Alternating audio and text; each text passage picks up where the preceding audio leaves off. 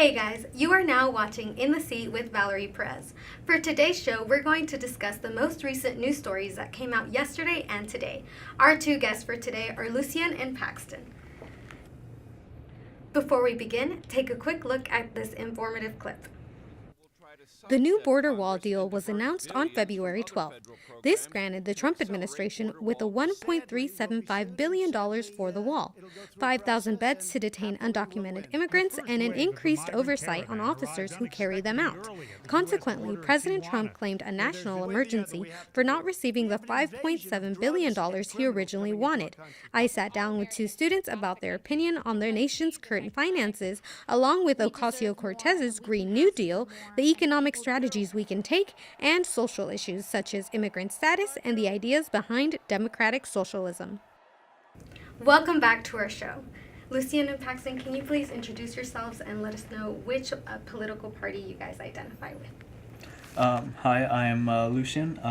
Don't really identify with any political party, though I do tend to swing left on most issues. All issues, most issues. And are you a part of any political clubs on campus? No. No? I try to avoid politics. Okay. I think it's toxic. All right. Hello, I am Paxton McCullough. I am the Vice President of the UTD College Republicans, and I identify strongly with the Republican Party on a majority of issues. All right, so you guys did see that there was a new bill that came out, right? And Yes, that it was yes. not signed, I believe, by President Trump, and he declared a national emergency. Whenever you guys either hear about it, what popped into your head whenever you saw that on the news? Well, so the bill that was proposed, I'm actually not sure if he has signed it yet. I believe currently at this point that it's on his desk waiting for his approval or disapproval. Right, the day hasn't ended. The bill, from my understanding of it, seems not ideal in any way from a Republican viewpoint. They do allocate $1.375 billion for the border wall. Mm-hmm. That is actually less than the previous compromise, which was $1.6 billion. Right. In addition to that, there are multiple things in this bill that will really impede on President Trump's immigration agenda. Mm-hmm. I believe that there are multiple sections in this bill that are problematic. Problematic as in like? For his agenda. Oh, okay. For his agenda. So Section 232A is has to do with local officials, and it pretty much says that the Department of Homeland Security will have to negotiate with local officials on the design and alignment of the border wall in their districts. But we are talking about the Rio Grande Valley districts, which are the most liberal districts near the border, which means that there is a very strong possibility that the border will never end up getting built there. So signing this bill will actually impede on his future ability to build the border wall and will weaken his legal case for the national emergency. Right. Well, I think some of the stuff that whenever I read up on it is that they can't build the wall on like any of the properties for large companies. So it seems like they're, just kind of, I guess, delaying him from just being able to do whatever he wants to do. So is that kind of like what you think from like a Republican standpoint? Well, I know that multiple companies are trying very hard to impede on this border wall deal. I know specifically that Cards Against Humanity bought a specific plot of land and is trying its best to just make it as hard as possible, which is a very Cards Against Humanity-like thing for them to do. But eminent domain laws are pretty clear that the government can do certain things, but they do need to reach an agreement and give you a fair amount of money for the land that they take for the border wall. That being said, there will be a lot of legal issues with this specific border wall deal regarding eminent domain. Right. So, if I may, it seems that you said that it's an issue that they're going to have to negotiate with like the local counties because they are so liberal. But really, they should have to negotiate with the local counties along the border to even build anything there. People own property along the border. And sure, eminent domain laws may, force the government to pay some amount of money to the people for their property. But if they don't want to sell their property, they shouldn't be forced to just sell it to the government. Also, just feasibly, building a border wall along the Rio Grande is just impossible. It's a river. It floods. It's hard to even gauge where it is. We would lose so much territory along the border just by implementing the wall.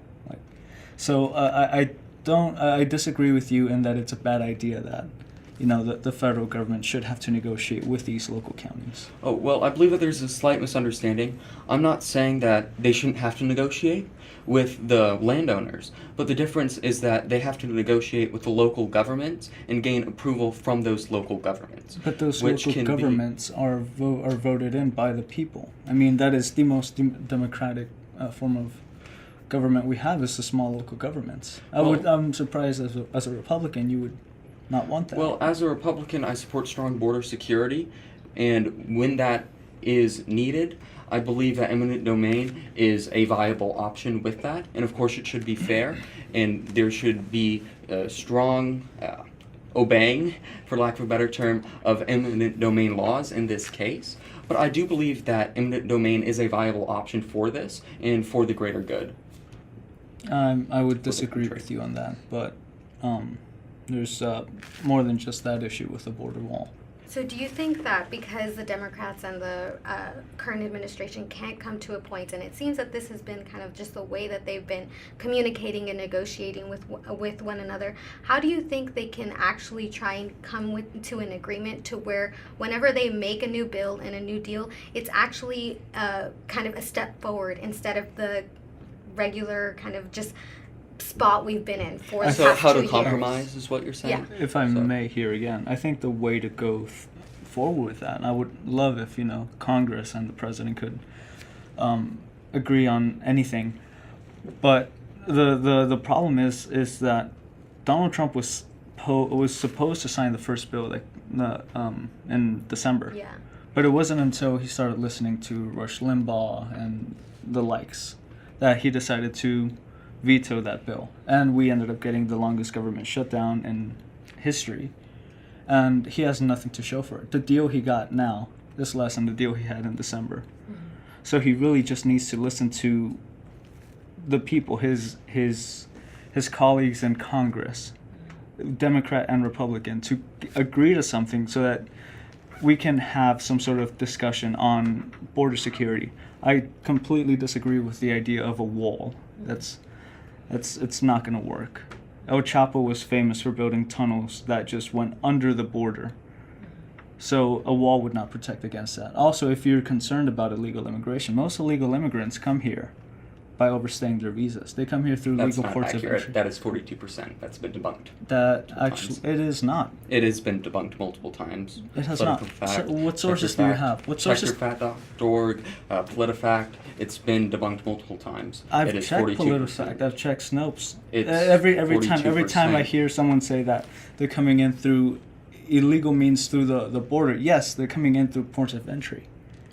They're coming in through airports. They're coming in through legal ways, and then they just overstay their visas, and they stay here longer than they should. That's 42% of people that overstay their legal visas that constitute for our current illegal immigration. That's 42%. So what's the other 58%?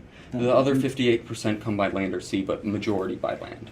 And I'm sure whenever the new census comes up, we'll have way more facts that represent what we are seeing happening now, because all the facts that we see are just people kind of making a guess and then doing it kind of just looking at the migrant caravan and then making those numbers and all of that. So all right. Oh, okay. So since there has been an increase in immigration and asylum, do you think that the U.S. would benefit if we had more ideas from the Democratic Socialists? Like, for example, presented to us, for example, one critique that people like, Bernie Sanders and Ocasio-Cortez have received is that whenever they present their ideas, they don't really present their plan, and it's just kind of difficult for people to understand where they're coming from.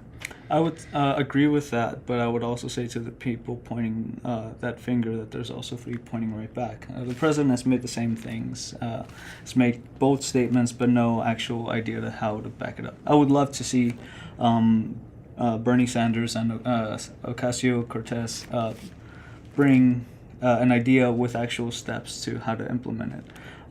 They do tend to do pretty well on the economic side of things. They like the Green New Deal that Alexandria Ocasio-Cortez is trying to push through Congress. She's stated her plans. I know people are upset about the 70% tax rate, but I think people don't understand that in the United States we have a marginal tax rate, which doesn't mean that like if you make over $1 million, you're going to pay 70% tax. That means after $1 million, you're paying 70% taxes on everything after $1 million. Okay. So, do you believe that a 70% tax is reasonable and fair? I think if you're a billionaire, a 70% tax is fair. So why is it that you think that a 70% tax is fair for someone that is creating jobs and is building the national economy, but not for other people? Because they also get tax breaks at the local level. Let's look at just Amazon, for example. So why should we not break those tax breaks instead of increasing their tax rates to a massive 70% tax? Well, let's just take the Amazon example, right? How much is Jeff Bezos worth? He's worth a lot. Well, maybe less because he's getting divorced, but. Oof. Yeah. Oof. But so we'll have two people. We have two people who are worth a lot. How much does he realistically pay in taxes? Given the fact that he has accounts that can find for him tax loops, that he can, take money out, or give a little bit in donations, and he can save that money back in taxes, right? So he's not paying as much as he should be paying. Well, how much should he be paying?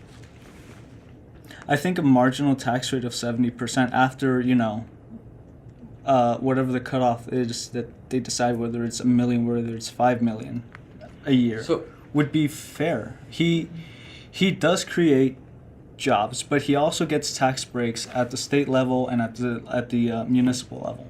I absolutely disagree with you on that. I think that a 70% tax is absolutely preposterous, and it will cause massive issues in terms of GDP growth and expansion of companies. I completely disagree with that because, like I said, the tax rate isn't like you're paying 70% out of all the money you've made. It's a marginal tax rate. So after your $1 million, like I think Ocasio-Cortez was proposing, after that million, then the 70% tax rate would be applied. Everything before that would be less. And it's kind of like me. When I work, I pay a certain percentage in taxes, right? Like, let's say if I make $30,000, right? The first $10,000 are taxed at what, 10% or so, right? It would depend on your income level. Right. But after that is when I start paying the higher tax rates. So, like, the first $10,000, I only pay 10%. Like, the next, $20,000, I might pay 20% or so. That's so how you're saying that you rate. Believe that the more you make, the more you should be taxed. Yes. I disagree with that. That there should be a flat tax because that is what is fair. No, because that will not cause negative incentives to make less money. No, because that affects the middle and lower class. It has the exact same tax rate It does for not. the lower class and the high class. 10% of $10 is not the same as 10% from $100. You do realize the fair amount of tax. If you take 10% out of $100. Yes, right? that's $10. That's not. You still have $90. You still have so much more purchasing power. Yes. Than 10% from $10. I'm that well is why it aware affects a flat tax rate negatively affects the lower and middle class. If you make less money, is how to not stifle innovation and company growth. But that is not true. Companies will always look. Companies will always look to make a profit.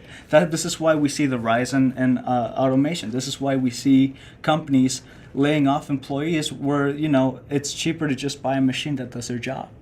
And look, I'm not saying that's a bad thing. I think that's overall a positive thing. I think it creates cheaper products. I think it's good for the economy. However, we do have to offset whatever losses in jobs are made by increasing tax rates from the people profiting from, So losses you in admit jobs. that higher taxes lead to lost jobs? No, I do not. Okay, I say so- that automation leads to lost jobs. And that because we are automating so much more now, the people at the top who profit from that automation should be taxed more. Okay, so here's my perspective that Okay. in the economic And then perspective we'll that the go ahead. higher We'll have that to- you tax, let whenever me you finish this. Yeah, I know. I'm just letting you know. Whenever you finish, we'll have to go ahead and end the discussion because Okay. that's all the time we Yes. have. Okay, so the higher that you would tax someone, the less money that they would have to invest in other companies, and the less expansion that they would be able to do. That would lead to more jobs. The less you tax companies and the less you tax rich people, the more that they are able to expand and the more they are able to invest in the future economy, That which is leads to trickle-down greater jobs. economics, and that it has is been accurate. proven to just It has lead been to- proven to It's been make more proven- jobs. no, it's been proven to continue ruin the time economy. And time again. It's been Have you proven seen to the ruin- economy right now? It Yes, is sexy. trickle-down Have economic- you seen our GDP? That is It not massive. thanks to Donald Trump. Thank That is you, thanks to Lucien, Obama. Lucien and It is not Paxton. thanks to Obama Thank in you. any way, shape, or form Thank you. compared Thank to you, the Paxton. tax cuts. Thank you for being here today with us. I really, truly appreciate both of you for coming in today. All right, well, that's all the time we have today. We hope you've enjoyed our show. Take a look at all of our other videos on our YouTube channel and be sure to follow us on our social media pages. Just search @UTD TV. Until next time. Cut.